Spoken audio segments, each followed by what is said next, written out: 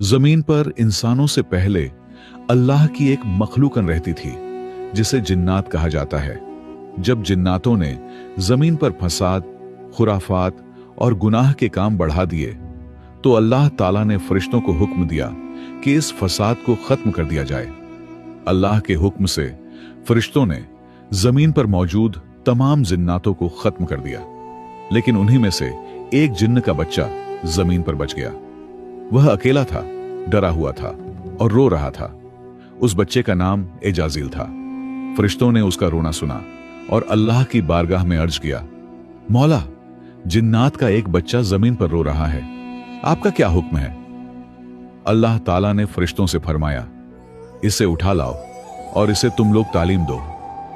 फरिश्ते एजाजील को उठाकर अर्श पर ले आए और उसे इल्म व तालीम देना शुरू किया। जल्द ही इल्म के मैदान में एजाजील फरिश्तों से भी आगे निकल गया। यह देखकर फरिश्ते फिर अल्लाह की बारगाह में हाजिर हुए और अर्ज किया, मौला, यह तो हम लोगों से भी ज्यादा इल्म वाला हो गया है।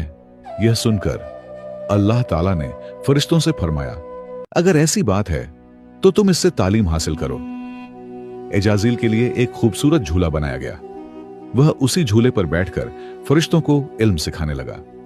एजाजील अब मुअल्लिम उल मलकूत यानी फरिश्तों का उस्ताद बन गया। लेकिन अल्लाह की अता की हुई इज्जत पाकर एजाजील शुक्रगुजार बनने के बजाय घमंडी बन गया।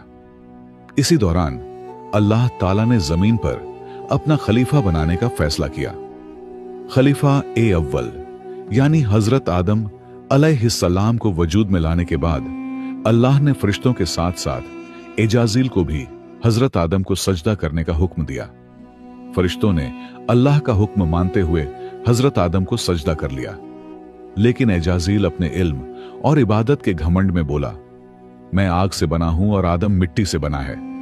यह कहकर उसने अल्लाह के हुक्म का इनकार कर दिया। इसी नाफरमानी और तकब्बुर की वजह से अल्लाह ताला ने एजाजील को इब्लीस, शैतान बनाकर अपनी बारगाह से निकाल दिया। याद रखो, अर्श से फर्श तक जितने भी घमंडी हैं सब इब्लीस की जमात में होंगे।